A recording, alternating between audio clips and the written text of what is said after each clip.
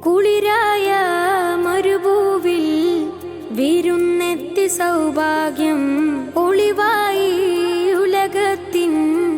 വിശുദ്ധ പുകൾ നാമം ത്വാഹ റസൂലിൻ മധുഗോതിടുന്നു റാഹ ഹബീബിൻ മധു തേടിടുന്നു താജ ഹുസൂറിൻ പുകൾ പാടിടുന്നു രാജാനസ്വീബിൽ പുണരുവാൻ പൂതി